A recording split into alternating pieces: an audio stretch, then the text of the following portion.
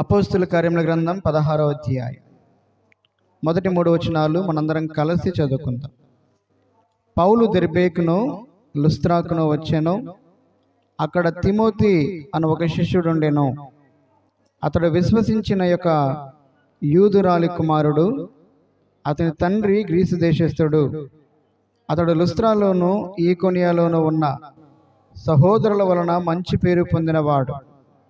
అతడు తనతో కూడా బయలుదేరి రావాలని పౌలు కోరి, అతని తండ్రి గ్రీసు దేశస్థుడని ఆ ప్రదేశంలోని యూదులకందరికీ తెలియను గనుక వారిని బట్టి అతని తీసుకొని సున్నతి చేయించెను. బైబిల్ గ్రంథంలో క్రొత్త నిబంధనలో యేసుక్రీస్తు ప్రభువారి తర్వాత అంతగా పరిచర్య చేసినటువంటి దైవజనుడు ఎవరంటే పౌలు భక్తుడు. ఎవరు చెప్పండి? అలాగే యేసుక్రీస్తు ప్రభువారి శిష్యులు కూడా వారు చాలా గొప్ప పరిచర్య చేసి వారు యేసుక్రీస్తు ప్రభువారి కొరకై హతసాక్షులుగా మారారు. అయితే పౌలు భక్తుడు తాను దేవుని యొక్క సేవ చేస్తున్నటువంటి సమయంలో అనేక మంది యవనస్తులు ఆయన యొక్క పరిచర్యలో రక్షింపబడ్డారు. ఆ యవనస్తులు చిన్న వయసులోనే వారు దేవుని కొరకే తమ జీవితాలు అప్పగించుకున్నారు. అలా అప్పగించుకొని దేవుని యొక్క సేవకునితో పాటుగా, అంటే పౌలు భక్తునితో పాటుగా వారు అనేక ప్రాంతాలకు సువార్త చెప్పడానికి వెళ్ళారు. దేవుని యొక్క పరిచర్యలో పాలిభాగస్తులయ్యారు. సంఘములు క్షేమాభివృద్ధి పొందడానికి వారు కారకులయ్యారు. అలాంటి వారిలో తిమోతి చాలా ప్రాముఖ్యమైనటువంటి వ్యక్తి. ఎవరు చెప్పండి? తిమోతి అనేటటువంటి వ్యక్తి చాలా ప్రాముఖ్యమైన వ్యక్తి. తిమోతి ఒక గొప్ప దైవజనుడుగా, మొదటిగా ఒక విశ్వాసిగా, రెండవదిగా శిష్యునిగా, మూడవదిగా పరిచారకుడిగా, నాలుగవదిగా ఒక గొప్ప దైవజనుడిగా మారాడు. తిమోతి జీవితాన్ని మనం ధ్యానం చేసుకున్నట్లయితే ఆత్మీయంగా ఆయన అంచెలంచెలుగా ఎదిగి దేవుని కొరకై ఒక గొప్ప సేవ చేసినటువంటి వాడు తిమోతి భక్తుడు. తిమోతి అనేటటువంటి ఈ పేరుకి అర్థం ఏంటంటే దేవునిని గణపరచువాడు లేక దేవునిని మహిమపరచువాడు అని అర్థం. తిమోతి అంటే అర్థం ఏంటి? తిమోతి అంటే దేవునిని గణపరచువాడు లేక దేవునిని మహిమపరచువాడు. నిజంగా తిమోతి జీవితం దేవునికి మహిమకరంగానే ఆయన బ్రతికాడు. తన జీవితం, తన మరణము ద్వారా కూడా దేవుని ఆయన గణపరిచాడు.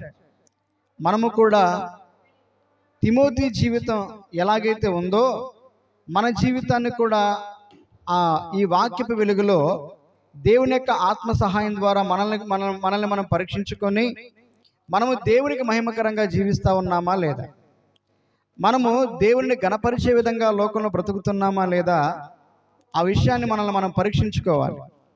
ఒకవేళ మనం దేవుని గణపరిచే వారంగా కాకుండా దేవుణ్ణి దుఃఖపెట్టే వారంగా లేక దేవుణ్ణి కన్నీరు పెట్టించే వారంగా మన జీవితాలు ఉన్నట్లయితే మనల్ని మనం సరి చేసుకోవాలి, సరిదిద్దుకోవాలి. ఒక తీర్మానం మనం చేసుకోవాలి. మనం సరి చేసుకోవడానికి దేవుడి గొప్ప అవకాశాన్ని మనకు అనుగ్రహించాడు. సరే, బైబిల్ గ్రంథంలో ఈ క్రొత్త నిబంధనలో తిమోతి అనేటటువంటి పేరు దాదాపుగా 24 సార్లు రాయబడింది. ఆ తిమోతి యొక్క తల్లి ఎవరంటే ఒక యూదురాలు. ఎవరు చెప్పండి? యూదురాలు. తిమోతి యొక్క తండ్రి గ్రీసు దేశస్థుడు. గ్రీసు దేశస్థుడు అంటే అన్యుడు, దేవుణ్ణి ధర్మశాస్త్రాన్ని ఎరగనటువంటి వ్యక్తి. కానీ తల్లి మాత్రం యూదురాలు కాబట్టి ఆమె చిన్న వయసులో నుంచే తిమోతిని దైవికమైనటువంటి భక్తిలో, విశ్వాసంలో పెంచింది. అర్థమైందా? తిమోతిని గురించి మొట్టమొదటిగా మనం నేర్చుకునేటటువంటి మాట ఏంటంటే అతడు తన దేవుని యందు విశ్వాసం ఉంచినవాడు. ఎవరు చెప్పండి? తిమోతి దేవుని యందు విశ్వాసం ఉంచినవాడు. విశ్వాసం ద్వారా ఏం పొందుకుంటాం? మనం రక్షణ పొందుకుంటాం. ఒక వ్యక్తి రక్షణ పొందాలంటే ఆ వ్యక్తికి ఏముండాలి చెప్పండి? విశ్వాసం కావాలి. అందుకని పాపాత్మ అనేటువంటి స్త్రీ యేసుక్రీస్తు ప్రభువారి దగ్గరకు వచ్చింది. ఆయన పాదాల దగ్గర కన్నీరు గార్చి ఆమె ప్రార్థన చేసిందో ఆరాధన చేసిందో మనకు తెలియదు. ఆమె యొక్క హృదయం లోపలే ఆ వేదన ఉంది. పెదవులతో ఒక్క మాట కూడా ఆమె మాట్లాడాల. కానీ ఆ హృదయంలో ఉన్నటువంటి ఆ మాటలు ఆ భావము, ఆ బాధ యేసు ప్రభువుకి అర్థమవుతుంది. ఆమె హృదయంలోనే, మనసులోనే పశ్చాత్తాపడిందేమో, అయ్యా నేను పాపినయ్యా, నా బ్రతుకు రోత బ్రతుకయ్యా, ఈ సమాజంలో నాకు ఒక గుర్తింపు లేదయ్యా అని ఆమె ఏడుస్తూ యేసు ప్రభు పాదాలు తడిపింది. అప్పుడు యేసు ప్రభు ఏమన్నాడు తెలుసా? అమ్మా, నీ విశ్వాసమే నిన్ను రక్షించెను, సమాధానము గలదానవై పొమ్ము అని అన్నాడు. అంతేకాకుండా నీ విస్తారమైనటువంటి పాపములు క్షమించబడి ఉన్నవి అని అన్నాడు. అర్థమైందా? కాబట్టి విశ్వాసము ద్వారా మనం ఏం పొందుకుంటామంటే రక్షణ పొందుకుంటాం. ఇదే అపోస్తుల కార్యముల గ్రంథం 16వ అధ్యాయంలో చెరసాల నాయకుడు పౌలు గారిని అడుగుతా ఉన్నాడు, అయ్యలారా, రక్షణ పొందుటకు మేమేమి చేయాలి అని అన్నాడు. అప్పుడు పౌలు గారు ఏమన్నాడు? ప్రభు అయిన యేసునందు విశ్వాసం ఉంచుము, అప్పుడు నీవును నీ ఇంటి వారును రక్షణ పొందుదురు అని అన్నాడు. ఇంతకీ తిమోతి ఏ వయసులో రక్షణ పొందాడంటే, తాను యవన కాలంలో ఏం చేశాడంట? దేవుని యందు విశ్వాసం ఉంచిన వాడై ఆ విశ్వాసం ద్వారా తాను రక్షణ పొందాడు. ఇప్పుడు ఈ తిమోతికి అంత గొప్ప విశ్వాసం రావడానికి గల కారకులు ఎవరంటే, చదవండి, తిమోతికి రాసిన 2వ పత్రిక 1వ అధ్యాయం 3 నుంచి 5 వచనాలు చదవండి.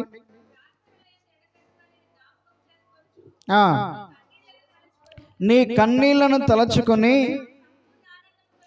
నాకు సంపూర్ణ ఆనందము కలుగుటకై నిన్ను చూడవలెనని రేయింబవళ్ళు అపేక్షించుచు నీ యందున్న నిష్కపటమైన ఏ విశ్వాసం అంట? తిమోతిలో నిష్కపటమైన విశ్వాసం ఉంది.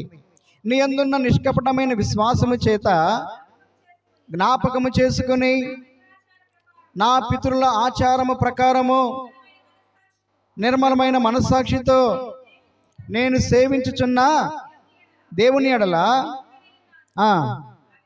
ఆ మాట వినండి, ఆ విశ్వాసము మొదట నీ అవ్వ అయిన లోయలోను నీ తల్లి అయిన యూనికెలోను.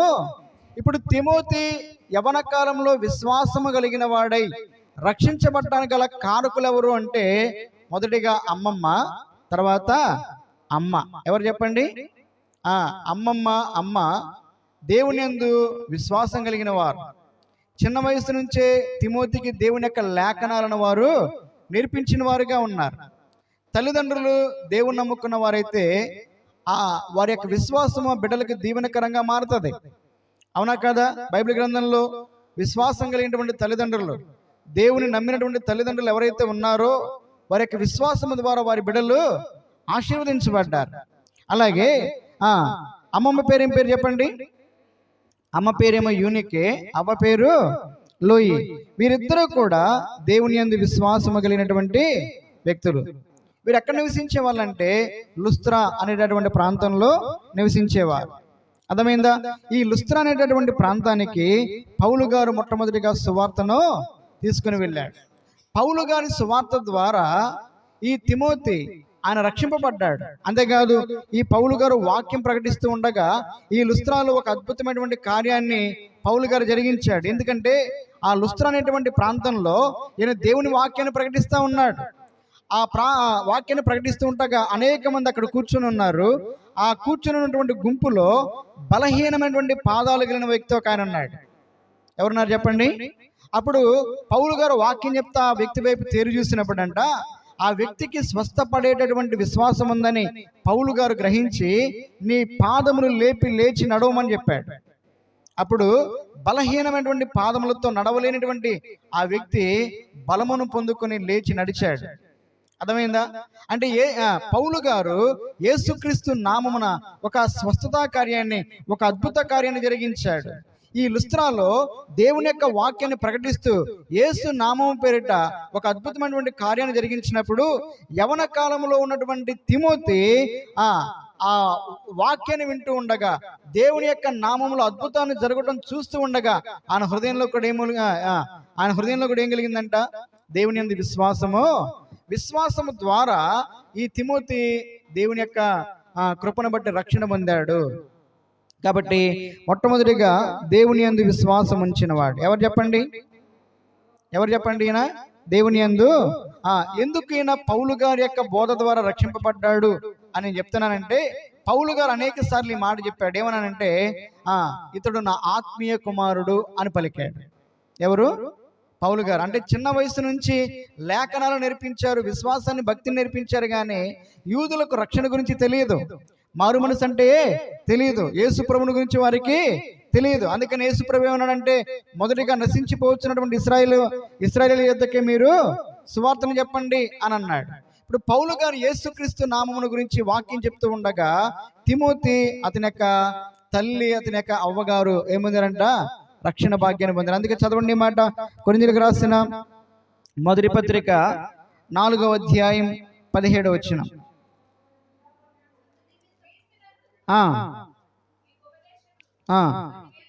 4:17 అమ్మా.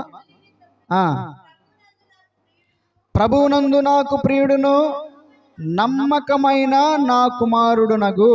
ఎవరంట? నమ్మకమైన నా కుమారుడు. అంటే పౌలు గారికి ఆత్మీయ కుమారుడు. పౌలు గారి యొక్క వాక్యాన్ని విని, వాక్యాన్ని అంగీకరించి, మారు మనసు పొంది రక్షింపబడినటువంటి వాడు తిమోతి. ఇక్కడ కూర్చున్న వాళ్ళు చాలా మంది ఉన్నారు, యవనస్తులు. అర్థమైందా? తిమోతి యవన కాలంలో ఏం చేశాడంట? యేసుక్రీస్తు ప్రభువుకి తన హృదయాన్ని ఇచ్చాడు. మన హృదయాన్ని అందరికి ఇస్తాం, కానీ యేసు ప్రభువుకు మాత్రం ఇయ్యం. వాక్యాన్ని ఎంతో కాలంగా వింటున్నాం కానీ దాని లోపలికి అంగీకరించలేకపోతా ఉన్నాం. తిమోతి చిన్న వయసులో దేవుని యందు విశ్వాసం ఉంచి, ఆయన వాక్యాన్ని అంగీకరించి, యేసుక్రీస్తు ప్రభువుని తన హృదయంలో చేర్చుకొని ఆయన పాప క్షమాపణ పొంది రక్షణ పొందినవాడుగా ఉన్నాడు. అర్థమైందా? చదవండి ఇంకా. తిమోతికి రాసిన మొదటి పత్రిక 1వ అధ్యాయం 2వ వచనం చదవండి. విశ్వాసమును బట్టి నా నిజమైన కుమారుడగు తిమోతి. అర్థమైందా? ఎవరంటే అయినా నా నిజమైన కుమారుడు, నా ప్రియమైనటువంటి కుమారుడు, నా ఆత్మీయమైనటువంటి కుమారుడు. ఎందుకు పౌలు గారు ఇలా చెప్తున్నాడంటే, పౌలు గారు లుస్త్రా అనే ప్రాంతానికి వచ్చి దేవుని యొక్క సువార్తను ప్రకటిస్తూ ఉండగా ఆ సువార్త ద్వారా ఈ తిమోతి ఏం చేశాడంట? రక్షణ పొందాడు. అర్థమైందా? కాబట్టి మొదటిగా దేవుని యందు విశ్వాసం ఉంచి రక్షణ పొందిన వాడు తిమోతి. ఇంకా ఇక్కడ ఎవరైనా మారు మనసు పొందకుండా, బాప్తిసం పొందుకోకుండా, రక్షణ పొందకుండా, రక్షణ గురించి ఎరిగి కూడా ఆ రక్షణ నిర్లక్ష్యం చేస్తా, రక్షణను వాయిదాలు వేస్తా ఉన్నామేమో.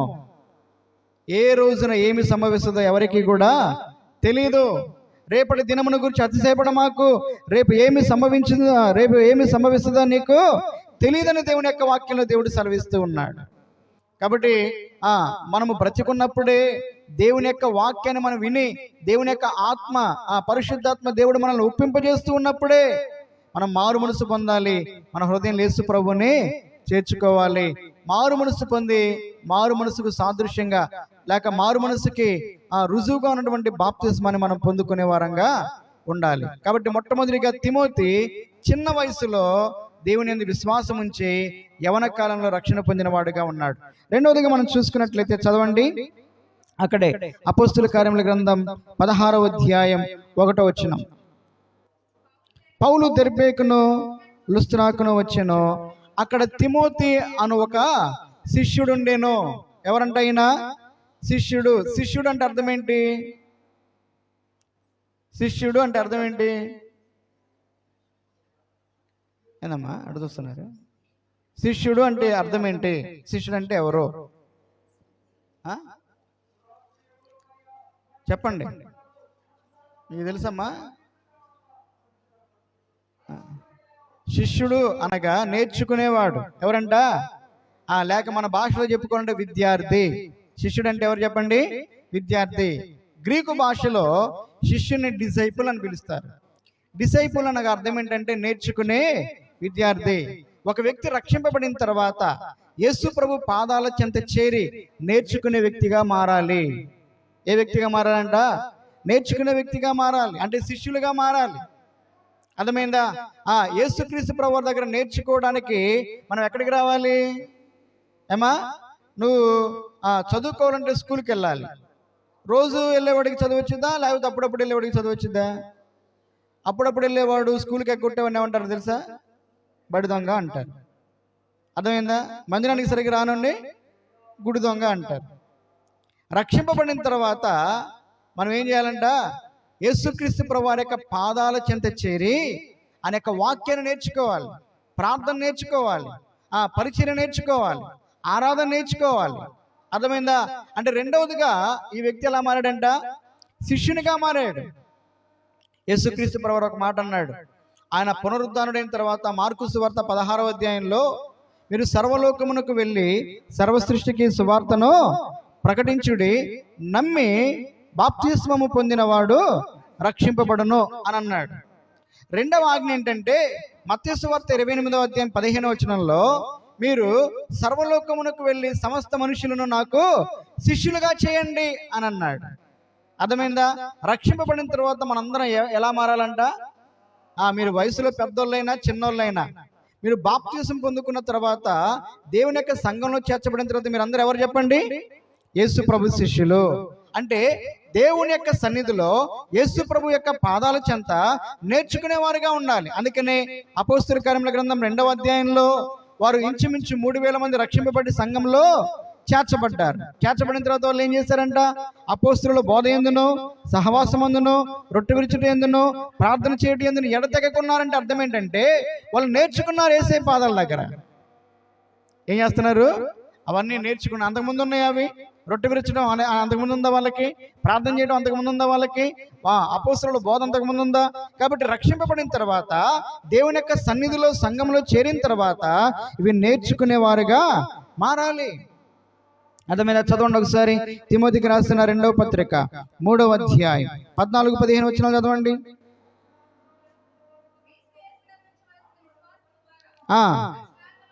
రక్షణార్థమైన జ్ఞానము నీకు కలిగించుటకు శక్తిగల లేఖనమును బాల్యము నుండి నీవు ఎరుగుదువు గనుక నీవు నేర్చుకుని రూఢి అని తెలుసుకున్నవి ఎవరి వలన నేర్చుకుంటివో ఆ సంగతి తెలుసుకుని వాటి యందు నిలకడగా ఉండుము. శక్తి కలిగినటువంటి దైవ లేఖనాలు ఎవరు నేర్పించారు? చిన్న వయసులో ఎవరు నేర్పించారంటే తల్లి నేర్పించింది, అమ్మమ్మ నేర్పించింది. వాళ్ళు నేర్పించాలంటే ముందు వాళ్ళకి రావాలా వద్దా? మనం నేర్పిస్తున్నామా? కూర్చోబెట్టి మనం చక్కగా నేర్పిస్తాం. ఏంటి? బూతు మాటలు, అబద్ధాలు, పొల్లబెరిపి మాటలు, పనికిరాని అన్ని పిల్లలకి నేర్పిస్తాం. దేవుని యొక్క వాక్యాన్ని కానీ, ఒక పాట కానీ, అర్థమైన ఒక కథ కానీ మనం పిల్లలకి నేర్పించాం. వాడికి వయసు వచ్చిన తర్వాత నీ మాట వినకుండా నీ మీద తిరుగుబాటు చేస్తాడు. అప్పుడు నువ్వేమంటావు? నువ్వైనా చెప్పయ్యా అంటావు. అర్థమైందా?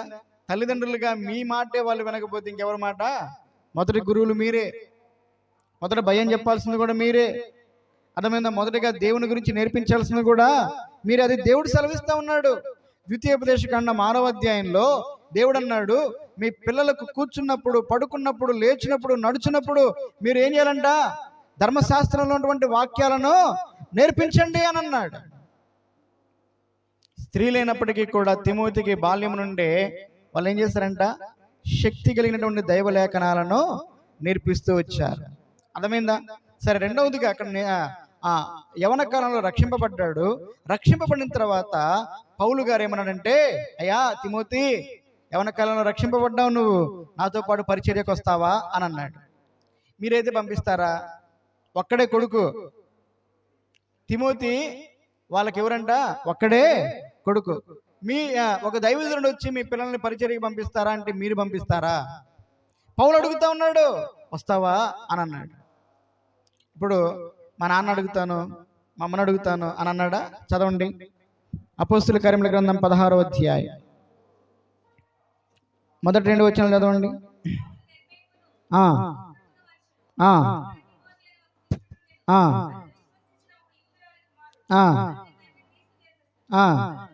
అతడు లుస్త్రాలోను ఈకొనియాలోను సహోదరుల వలన మంచి పేరు పొందినవాడు.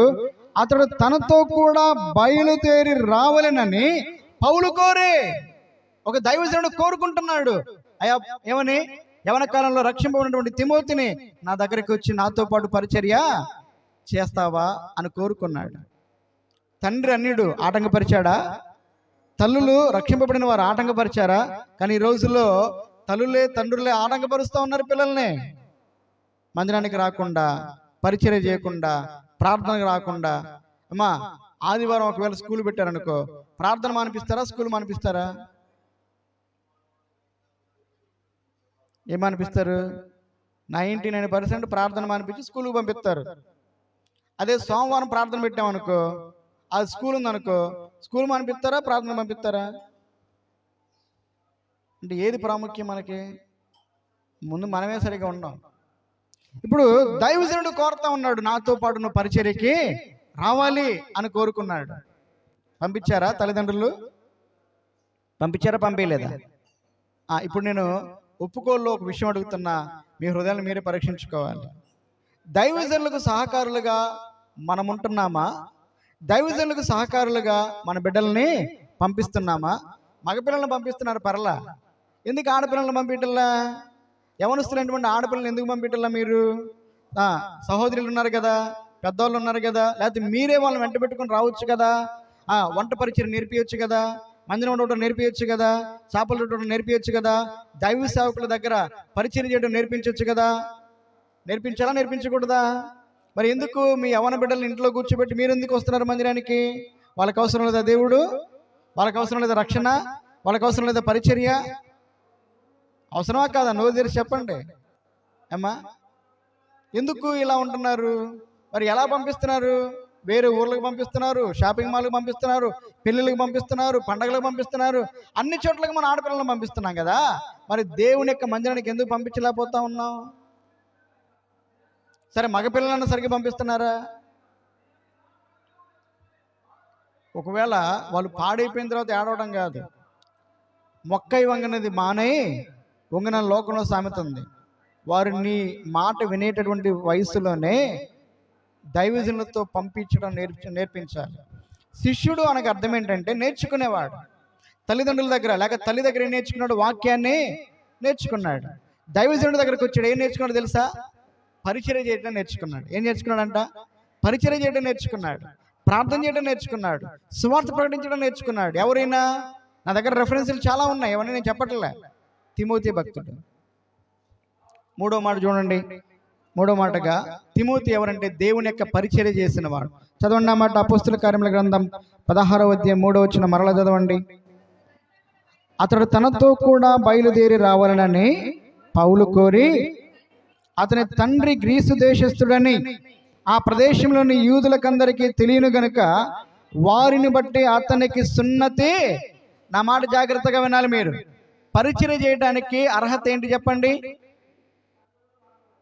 పరిచర్య చేయడానికి అర్హత ఏంటి? అక్కడ పౌలు గారు తిమోతిని తీసుకెళ్లేటప్పుడు, పరిచర్యకి తీసుకెళ్లేటప్పుడు ఏం చేయించాడంట? సున్నతి చేయించాడు. సున్నతి రక్షణకు సాదృశ్యంగా ఉంది. క్రొత్త నిబంధన ప్రకారం సున్నతి దేనికి సాదృశ్యంగా ఉంది? రక్షణకు సాదృశ్యంగా ఉంది. రక్షింపబడిన వారు మాత్రమే దేవుని యొక్క పరిచర్య చేయాలి. అర్థమైందా? కాబట్టి ఏ వయసులో రక్షింపబడాలి పిల్లలు? చిన్న వయసులో రక్షింపబడాలి. యవన కాలంలో తమ జీవితాలు దేవునికి ఒకవేళ వారు దేవునికి యవన కాలంలో తమ జీవితాలు అప్పగించుకోకపోతే వారు తప్పకుండా సాతాను చేతిలో కీలుబొమ్మలుగా మారుతారు. కాబట్టి ఈ ఒప్పుకోలు సందేశంలో తిమోతి ద్వారా మనం నేర్చుకునే పాఠం ఏంటంటే, యవన కాలంలో దేవుని యొక్క పరిచర్యకి పిలువబడినప్పుడు తల్లిదండ్రులు లేకపోతే తల్లిదండ్రులు కానీ లేక తన యవన కాలంలో ఉన్నటువంటి ఆ దురాశలను బట్టి నేను పరిచర్యకు రాను అని చెప్పలేదు, కానీ యవన కాలంలో దైవజనుడితో పాటు పరిచర్యకి వెళ్ళడానికి ఇష్టపడ్డాడు. సామాన్యంగా సున్నతి ఎప్పుడు చేస్తారంటే పుట్టినటువంటి రోజు, పుట్టినటువంటి దినం మొదలుకొని 8వ రోజున చిన్నపిల్లలకి సున్నతి చేస్తారు. ఆ సున్నతి చేసేటప్పుడు ఆ భయంకరమైనటువంటి నొప్పి, బాధ ఉంటుంది. చిన్న వయసులో తెలియదు ఆ బాధ. కానీ యవన కాలంలో ఒక వ్యక్తికి సున్నతి చేస్తే అది చాలా భయంకరమైనటువంటి నొప్పిని, బాధను కలుగజేస్తుంది. కానీ ఇప్పుడు తిమోతి తను పరిచర్యకి వెళ్ళాలి అంటే, పరిచర్య చేయాలి అంటే పౌలు గారు అన్నారు, నువ్వు సున్నతి చేయించుకోవాలి. చేయించుకుంటావా యవన కాలంలో అంటే? చేయించుకుంటానయ్యా. నా దేహం గాయపడినా పర్లేదు, నొప్పి అయినా పర్లేదు, బాధ అయినా పర్లేదు, దేవుని కోసం నా జీవితం ఏంటి, నా దేహాన్ని నేను సమర్పించుకుంటాను. యవన కాలంలో దేవుని కొరకై నొప్పిని, బాధను అనుభవించిన వాడు తిమోతి. ఆయన పరిచర్య కోసం. దేనికోసం చెప్పండి? దేనికోసం అంట? అందుకని మూడవదిగా దేవుని యొక్క పరిచర్య చేసిన వాడు. చదవండి తిమోతికి రాసిన మొదటి పత్రిక 1వ అధ్యాయం 18వ వచనం చదవండి. ఆ ఆ ఆ ఆ ఆ ఆ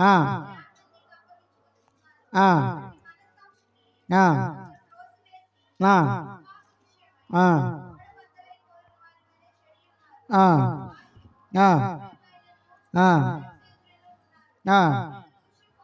ఆ సాతానుకు అప్పగించిందని. మొట్టమొదటిగా నీవు విశ్వాసమును మంచి మనస్సాక్షియు కలిగిన వాడవై నిన్ను గూర్చి చెప్పబడిన ప్రవచనముల చొప్పున ఈ మంచి పోరాటము, అంటే హస్తనిక్షేపణ ద్వారా దేవుని యొక్క ఆత్మను పొందుకున్నాడు. హస్తనిక్షేపణ ద్వారా ఆత్మ వరాలు పొందుకున్నాడు. ఇప్పుడు పౌలు భక్తుడు చెప్తా ఉన్నాడు, దేవుడు నీకు తన ఆత్మను అనుగ్రహించాడు, ఆత్మ వరాలను కూడా అనుగ్రహించాడు. ఇప్పుడు దేవుని కొరకే నువ్వు మంచి పోరాటము. ఏ పోరాటం అంట? ఇప్పుడు పౌలు భక్తుడు ఏ పోరాటం పోరాడాడు? మంచి పోరాటం పోరాడని అన్నాడు కదా. ఈ మంచి పోరాటం తాను పోరాడు ఎవరికి నేర్పిస్తున్నాడు? ఇప్పుడు తిమోతికి నేర్పిస్తున్నాడు. పౌలు గారి తర్వాత అంత గొప్ప దైవజనుడు ఎవరు తెలుసా? తిమోతినే. ఎవరంట? తిమోతినే. అంత గొప్ప సేవ చేసిన వాడు కూడా తిమోతినే. నీ బిడ్డలు దైవజనుల దగ్గరకు వస్తే వాళ్ళు కూడా దైవజనులుగా మారుతారు, వాళ్ళు కూడా పరిచయం నేర్చుకుంటారు, వాళ్ళు కూడా మంచి పోరాటం నేర్చుకుంటారు. ఒకవేళ లోకంలో ఉన్నారనుకోండి, లోకంలో తగాదాలన్నీ వీళ్ళ దగ్గరే ఉంటాయి. ఆ పోరాటాలు ఏ పోరాటాలు? అవి మంచి పోరాటాలు కానే కావు. ఎలాంటి పరిచయం చేశాడు చూడండి. నా అపోస్తుల కార్యముల గ్రంథం 16వ అధ్యాయంలో ఫిలిప్పి పట్టణంలో పౌలు గారితో పాటు సువార్తకి వెళ్ళాడు. ఎవరితో వెళ్ళాడంట? 16వ అధ్యాయంలో 16వ అధ్యాయం మొదటి 3 వచనాల్లో అతని యొక్క రక్షణ గురించి రాయబడింది, అతని యొక్క పిలుపుని గురించి రాయబడింది. 4 నుంచి 10 వచనాలు మీరు చదువుకున్నట్లయితే అక్కడ ఫిలిప్పి పట్టణంలో పౌలు గారితో పాటు ఆయన సేవా పరిచయం చేశాడు. అపోస్తుల కార్యముల గ్రంథం 17వ అధ్యాయం 1 నుంచి 9 వచనాలు మనం చదువుకున్నట్లయితే తెస్సలోనిక అనేటటువంటి పట్టణంలో దేవుని యొక్క పరిచయం చేశాడు. అలాగే అపోస్తుల కార్యముల గ్రంథం 17వ అధ్యాయం 10 నుంచి 15 వచనాలు మనం చదువుకున్నట్లయితే బెరయా పట్టణంలో సువార్త పని చేశాడు. అపోస్తుల కార్యముల గ్రంథం 18వ అధ్యాయం 5 నుంచి మనం చదువుకున్నట్లయితే కొరింథీ పట్టణంలో ఆయన దేవుని యొక్క పరిచర్య చేశాడు. సెలవులు తీసుకున్నాడు. మధ్యలో ఏమన్నా మా ఇంటికి వెళ్ళొస్తా, మా అమ్మని చూసి వస్తాని, అమ్మా నాకు పలావ్ అంటే ఇష్టం, మా అమ్మ చేతి వంట తినాలని వెళ్ళాడు. వెనక్కి వెళ్ళాడా?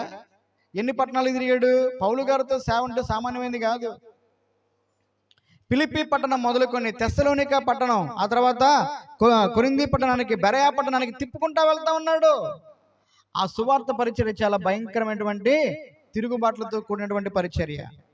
అయినా కూడా పౌలు గారితో ఎన్ని ప్రమాదాలు, ఎన్ని పోరాటాలను అనుభవించడానికి తిమోతి ఇష్టపడ్డాడు.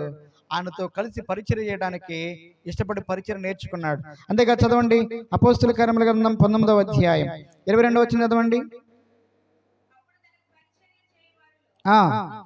తిమోతి మాసిదోనియాకు, ఇప్పుడు పౌలు గారితో కలిసి దేవుని యొక్క పరిచయం నేర్చుకున్నాడు. పౌలు గారి దగ్గర కొంతకాలం తర్వాత పౌలు గారు ఏం చేశాడంట?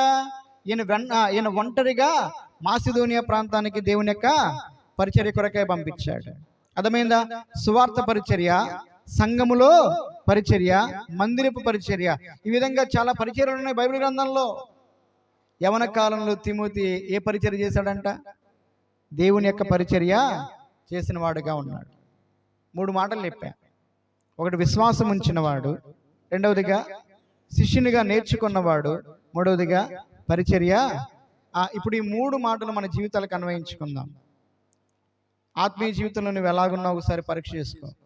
రక్షింపబడిన తర్వాత నువ్వు దేవుని యొక్క సన్నిధికి క్రమంగా వస్తా ఉన్నావా లేదా? దేవుని యొక్క సన్నిధిలో వాక్యాన్ని నేర్చుకుంటున్నావా లేదా? ప్రార్థన నేర్చుకుంటున్నావా లేదా? ఆరాధన నేర్చుకుంటున్నావా లేదా? పరిచర్య చేయటం నేర్చుకుంటున్నావా లేదా? కన్నీటి ప్రార్థన అనుభవం నేర్చుకుంటున్నావా లేదా? ఏమి నేర్చుకున్నావు నువ్వు రక్షింపబడిన తర్వాత? నువ్వు రక్షింపబడి ఎంతకాలమైంది? ఒకసారి నీ ఆత్మీయ జీవితాన్ని పరీక్ష చేసుకో. రక్షింపబడిన తర్వాత 2 సంవత్సరాల, 5 సంవత్సరాల, 10 సంవత్సరాల, ఇప్పటిదాకా నీకు ఒక వాక్యం తెలియకపోయినా, ప్రార్థన సరిగా రాకపోయినా, పాట సరిగా రాకపోయినా, ఆత్మీయ జీవితంలో నువ్వు ఏమి ఎదిగినట్లు, ఏమి నేర్చుకున్నట్లు? నువ్వు నేర్చుకోకపోతే నీ బిడ్డలకు ఏమి నేర్పిస్తావు నువ్వు? తిమోతికి ఎవరు నేర్పించారంట? అమ్మమ్మ, అమ్మ వాళ్ళు నేర్చుకున్నారు కాబట్టే తిమోతికి వారు నేర్పించగలిగారు. ప్రతిరోజు బైబిల్ చదువుతున్నారా? ప్రార్థన చేస్తున్నారా? బైబిల్లో వాక్యాలు పిల్లలకు నేర్పిస్తూ ఉన్నారా? పరీక్ష చేసుకుందాం మనం. మూడవదిగా చెప్పండి, పరిచర్య. తిమోతి పరిచర్య చేశాడంటే, తిమోతి పౌలు గారితో కలిసి పరిచర్య, అలాగే నీవు పరిచర్య చేయాలి. మందిరంలో నువ్వు పరిచర్య చేస్తూ నీ బిడ్డలు పరిచర్యకు పంపించాలి. నువ్వు పరిచర్య చేస్తూ నీ బిడ్డలు నీ వెంట పరిచర్యకు తీసుకొని రావాలి. దేవుని యొక్క సన్నిధిలో పరిచర్య చేసి నష్టపోయిన వాళ్ళు ఒక్కరు కూడా లేరు. అర్థమైందా? మిగతా భాగాన్ని దేవుని చిత్తమైతే ఆదివారం మనం ధ్యానం చేసుకుందాం. 4వ మాట ఏంటంటే, సంఘముల గురించినటువంటి చింత కలిగిన వాడు. ఈ ఒక్క మాట, ఒక పాయింట్ చెప్పి ముగిస్తాను. సంఘముల గురించినట్టు చింత కలిగిన వాడు. ఇప్పుడు చదవండి, తిమోతికి రాసిన 2వ పత్రిక 1వ అధ్యాయం 4వ వచనం చదవండి. నీ కన్నీళ్లను తలుచుకుని, చాలమ్మా, నీ కన్నీళ్లను. తిమోతి ఎలాంటి ప్రార్థన చేసేవాడంట? చెప్పండి, ఎలాంటి ప్రార్థన చేసేవాడంట? కన్నీటితో ప్రార్థన చేసేవాడు.